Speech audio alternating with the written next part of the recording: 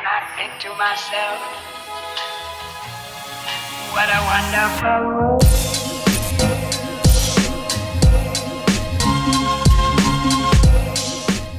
Halo semuanya, selamat datang kembali di Story Film. Kali ini kita akan membahas sebuah film yang berjudul Sinister yang dirilis pada tahun 2012. Film ini akan menceritakan tentang seorang penulis novel yang cukup terkenal, di mana saat ini dia sedang mengalami kesulitan untuk menemukan ide yang bisa ditulis pada karya terbarunya. Hingga akhirnya dia pun memutuskan untuk membawa keluarganya pindah ke sebuah rumah, di mana rumah itu bisa dibilang tempat atau sarang terjadinya peristiwa mengerikan yang pernah menewaskan satu keluarga.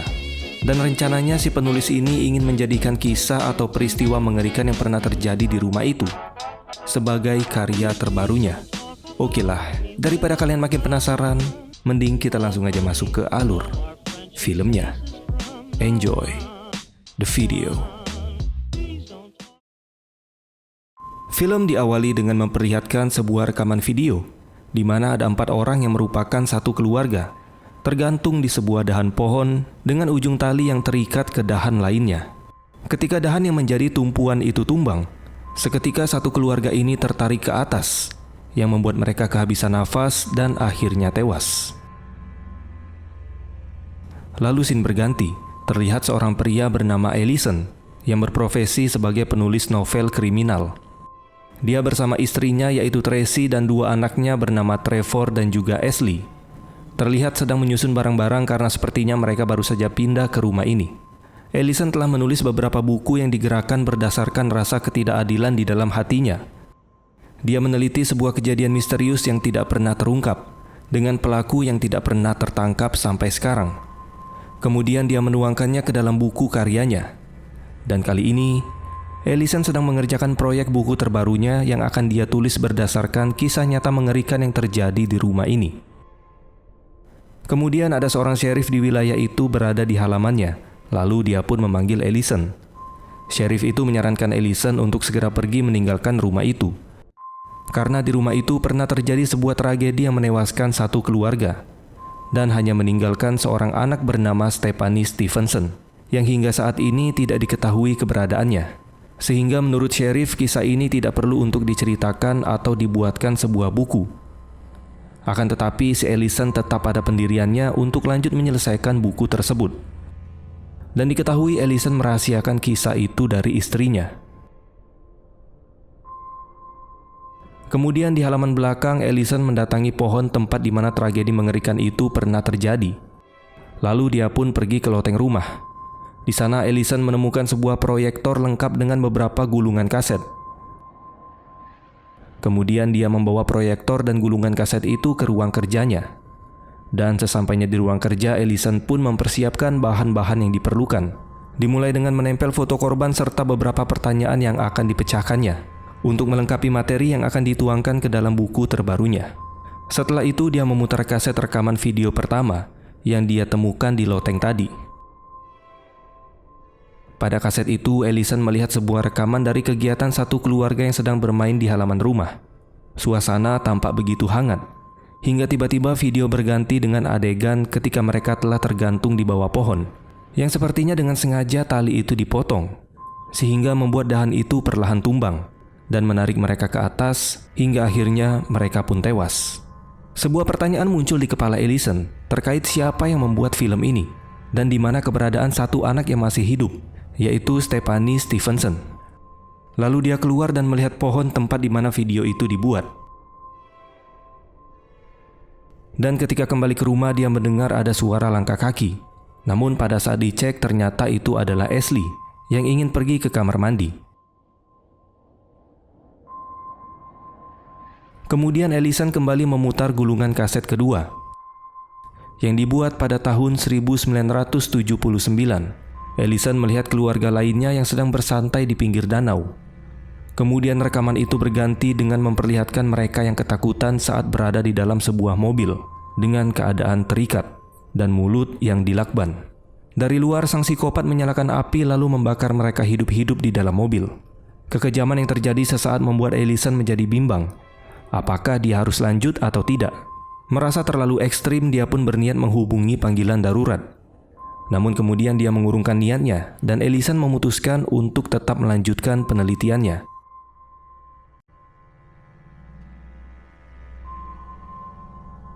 Lalu pada saat dia ingin memutar rekaman yang ketiga, sesaat kemudian Ellison mendengar suara pintu yang terbuka. Awalnya dia mengira bahwa si Ashley terbangun, tapi pas dicek di kamarnya, ternyata si Ashley masih tertidur pulas. Ellison pun kembali berjalan menyusuri lorong dan mendapati sebuah kardus berada di depan pintu. Dia juga melihat ada sesuatu yang bergerak di dalamnya. Dan ternyata yang berada di dalam kardus itu adalah Trevor. Dengan segera Ellison membawa dan menenangkan anaknya.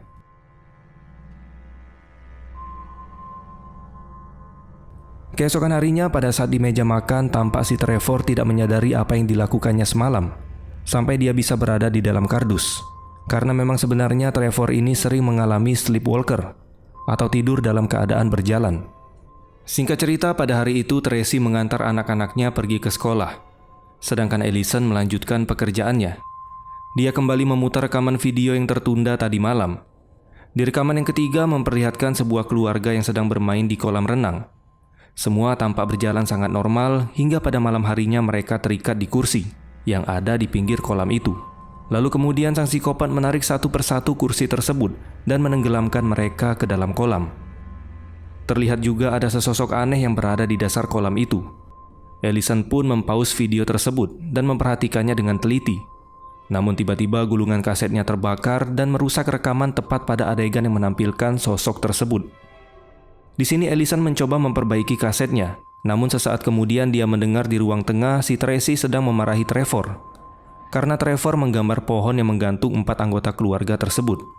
Sebuah gambar yang mencerminkan peristiwa mengerikan yang sedang ditulis oleh Ellison. Di sini Tracy tampak kesal dengan Ellison, tapi Ellison mencoba memberi pengertian, akan tetapi Tracy menghiraukan perkataannya. Pada malam harinya Ellison melanjutkan pekerjaannya. Lalu Ellison memutar rekaman yang keempat, yang terjadi pada tahun 1998. Pada rekaman itu memperlihatkan beberapa anggota keluarga terikat di kamarnya masing-masing. Dan terlihat si pelaku membawa pisau lalu mendekati mereka yang sedang ketakutan. Kemudian psikopat itu memotong leher mereka satu persatu. Ellison mengulang kembali rekaman videonya, dan dia menemukan sebuah simbol terlukis di pintu kamar. Dia pun langsung mencetak simbol itu, kemudian lanjut mencari informasi lebih lanjut tentang simbolnya. Kemudian Ellison menemukan satu kasus tragis yang menimpa sebuah keluarga pada tahun 1998. Yang menewaskan seluruh anggota keluarganya, kecuali seorang anak laki-laki berusia 13 tahun, yang menghilang secara misterius dan tidak diketahui keberadaannya hingga saat ini. Tidak lama kemudian lampu di ruangannya pun mati, dan Ellison kembali mendengar sebuah pergerakan dari atas loteng rumah. Beberapa kali dia terus dikejutkan oleh suara-suara aneh yang ada di rumah itu.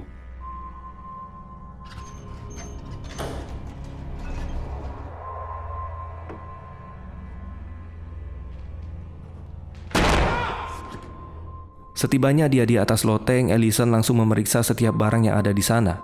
Dan ketika dia ingin memeriksa tutup kardus berwarna hitam, dia pun mendapati seekor ular. Di balik tutup kardus itu ternyata juga terdapat beberapa gambar dari peristiwa tragis yang terjadi di dalam rekaman video. Pada gambar itu dia melihat bahwa Mr. Boogie selalu ada dan memperhatikan para korbannya. Sesaat kemudian dia kembali mendengar sesuatu di dekatnya. Lalu tiba-tiba Ellison terjatuh dari atas loteng sehingga membuat kakinya terluka. Kemudian terlihat ada 2 orang sheriff datang ke rumah Ellison dan membantu merawat luka-lukanya. Ternyata salah satu sheriff itu merupakan penggemar berat dari karya yang dibuat oleh Ellison. Ingin menawarkan bantuan untuk membantu Ellison menyelesaikan tulisan di dalam buku terbarunya. Dengan senang hati, Ellison menerima tawaran tersebut. Lalu Ellison meminta sheriff itu untuk mencarikan informasi terkait alamat kejadian dari beberapa peristiwa yang sudah terjadi. Lalu dia kembali memperhatikan gambar dan foto yang sebelumnya dia temukan. Di sini Ellison menyadari bahwa sosok misterius itu selalu berada di lokasi kejadian.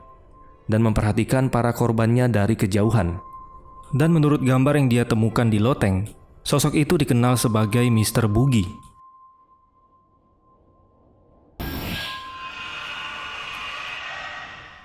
Dia pun kemudian mencetak dan menempel gambar dari sosok yang disebut Mr. Boogie itu. Di sini Ellison bertanya-tanya tentang siapa sebenarnya sosok di balik Mr. Boogie.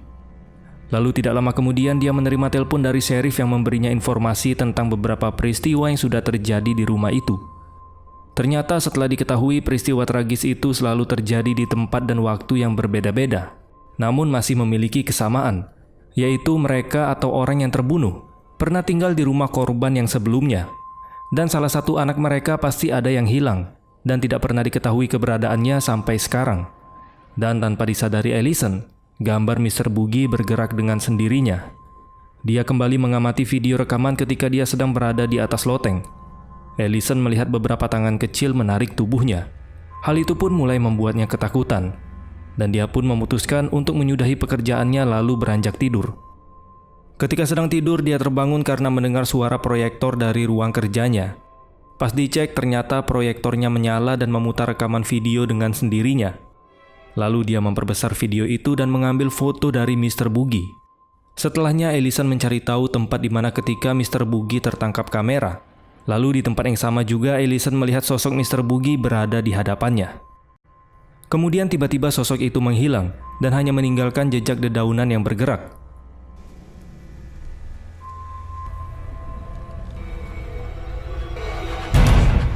Tapi ternyata yang berada di balik semak-semak itu adalah si Trevor.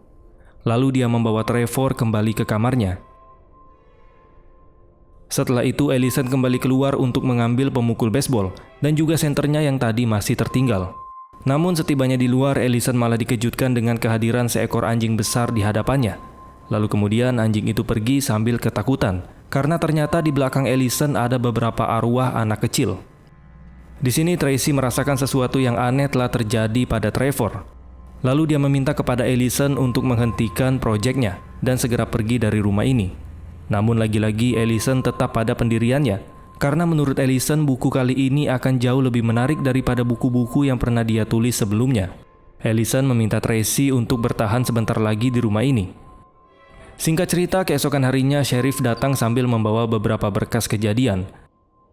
Ellison memperlihatkan simbol yang dicetaknya dari rekaman video.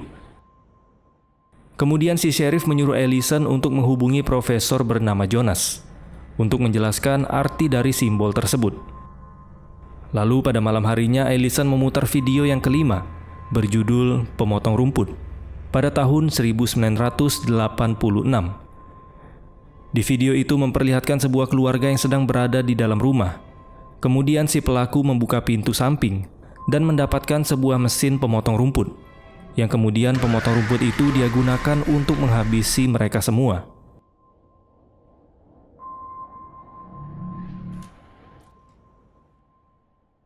Setelah si Ellison melihat video itu, tidak lama kemudian Profesor Jonas menghubunginya dan menjelaskan bahwa simbol tersebut merupakan sebuah pentagram yang terkait dengan penyembahan dewa yang telah ada sejak zaman Babilonia dan bernama Bugul atau pelahap anak-anak. Dia juga berkata Bugul memerlukan jiwa anak-anak untuk bisa tetap bertahan hidup. Dia akan menjebak anak-anak lalu membawa mereka pergi ke dalam dunianya. Sehingga sekte yang terlibat dalam penyembahan dewa ini memerlukan pengorbanan dari darah anak-anak. Malam itu lagi-lagi Ellison terbangun karena suara proyektor yang menyala dengan sendirinya. Lalu dia mematikannya dan keluar ruangan. Sambil memegang tongkat baseball, dia selalu bersiaga di dalam rumah. Sampai ketika dia tiba di meja makan dan tanpa dia sadari sesosok arwah anak perempuan berada di belakangnya. Di sini dia bisa merasakan ada sesuatu berada di dekatnya. Namun Ellison tidak dapat melihat keberadaan mereka.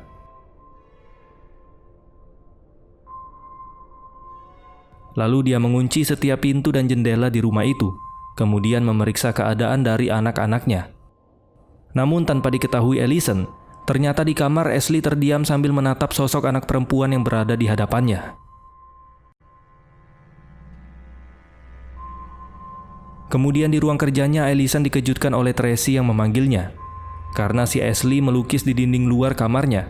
Diketahui lukisan tersebut merupakan gambar dari Stephanie Stevenson, seorang anak perempuan yang kisahnya sedang ditulis oleh Ellison.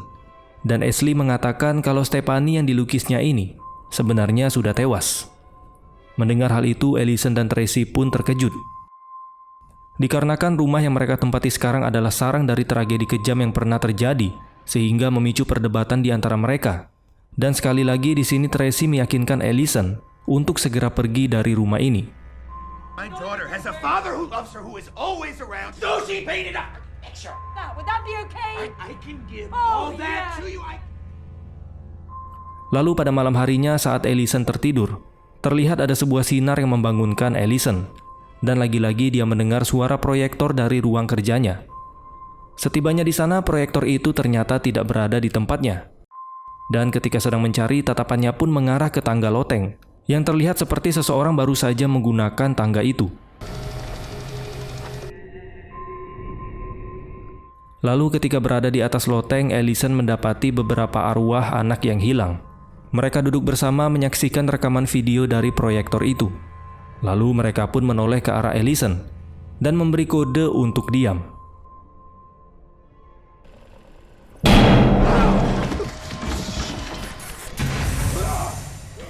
Ellison yang sudah sangat ketakutan bergegas mengambil proyektor dan kaset tersebut. Lalu dia membakarnya di halaman rumah. Tidak lama kemudian Tracy pun datang. Di sana Ellison meminta maaf kepada Tracy atas kesalahannya karena sudah membawa mereka tinggal di rumah ini. Lalu dia meminta Tracy untuk berkemas dan segera membangunkan anak-anak. Di sini Ellison memutuskan untuk pergi sekarang juga, sebelum semua ini menjadi semakin buruk.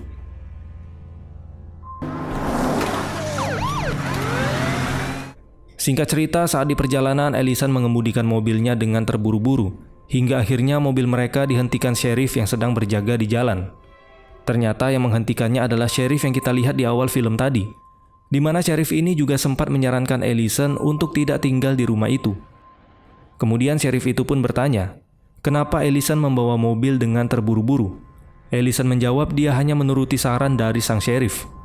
Ya harusnya dari awal aja pergi dari rumah itu. Giliran udah ngalamin hal aneh, baru nyadar. Di sini Ellison juga berkata dan berjanji bahwa dia tidak akan membuat buku lagi. Singkat cerita, mereka mulai merapikan barang-barang di rumah lamanya dan siap untuk menjalani kehidupan baru di rumah lama mereka. Lalu pada malam harinya, Profesor Jonas kembali menghubungi Ellison dan dia mengirimkan beberapa simbol tentang Dewa Bugul, berupa gambar sketsa kuno dari zaman kegelapan. Profesor Jonas menjelaskan bahwa gambar itu merupakan gerbang mereka untuk masuk ke dalam dunia ini dan merasuki orang-orang yang melihat gambar itu, kemudian membuat mereka melakukan hal-hal yang mengerikan. Atau dalam beberapa kasus, Bugul akan menculik orang yang melihatnya dan membawa masuk ke dalam gambar itu. Dari kasus ini, anak-anak adalah korban yang paling rentan dirasuki atau diculik oleh Bugul. Ellison yang masih tampak takut bertanya ke Profesor Jonas, apa yang terjadi jika menghancurkan semua hal yang bersangkutan dengan Bugul? Apakah hal itu akan menutup gerbangnya dan menghalang Bugul untuk masuk ke dunia ini? Lalu Profesor Jonas bingung, dan dia bertanya kepada Ellison buku apa yang sebenarnya sedang dia buat. Akan tetapi Ellison tidak ingin menjawab dan langsung menutup percakapannya.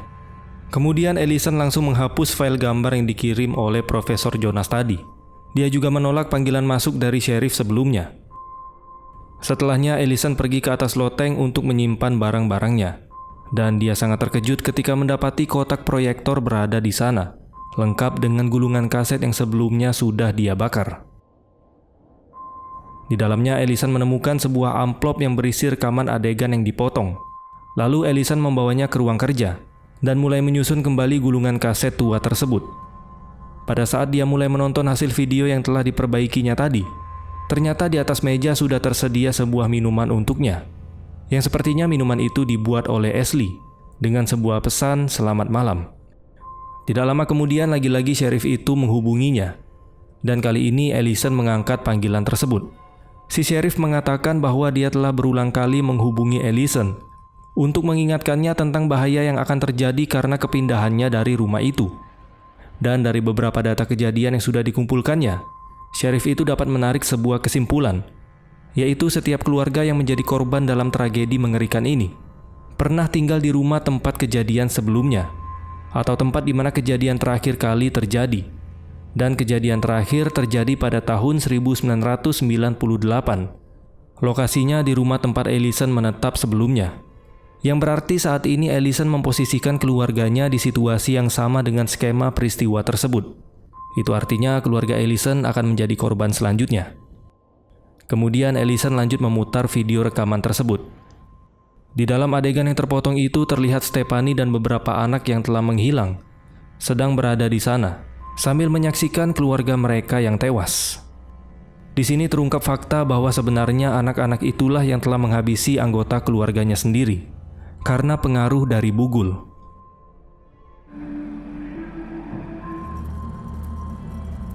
Lalu tiba-tiba Allison merasakan pusing di kepalanya, tepat ketika rekaman itu diselesaikan. Sepertinya Ashley telah menaruh sesuatu di dalam minuman buatannya. Allison pun terjatuh dan Ashley kemudian datang, sambil berkata bahwa dia sangat menyukai jika Allison membuat film ini menjadi semakin panjang. Ketika tersadar, Allison telah dalam keadaan terikat dan mulut yang disekap, bersama Tracy dan juga Trevor. Lalu Ashley datang kepadanya, sambil membawa sebuah kapak. Kemudian Ashley merekam kejadian ketika dia menghabisi kedua orang tuanya dan saudaranya sendiri.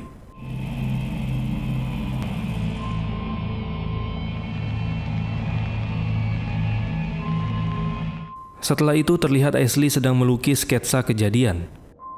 Lalu dia berdiri dan melihat rekaman video yang berisi anak-anak sebelum Ashley.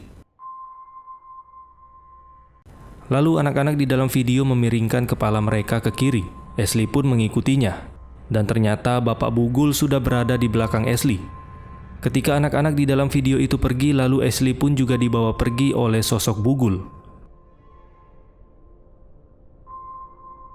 Kemudian video baru yang berjudul Lukisan 12 telah dibuat. Dan film pun selesai. Ending yang sangat menyedihkan bagi keluarga Allison. Awalnya Allison berniat ingin membuat buku atau karya terbarunya, tapi di ending malah dia yang dijadikan sebagai karya oleh sekte sesat. Ya intinya tanpa sadar si Allison telah masuk ke dalam ritual yang dibuat oleh sekte penyembah dewa, sehingga keluarganya menjadi koleksi rekaman video tragis yang terbaru. Oke lah teman-teman, mungkin ini aja video yang dapat kita bahas pada kesempatan kali ini. Terima kasih sudah menonton dan sampai jumpa di next video.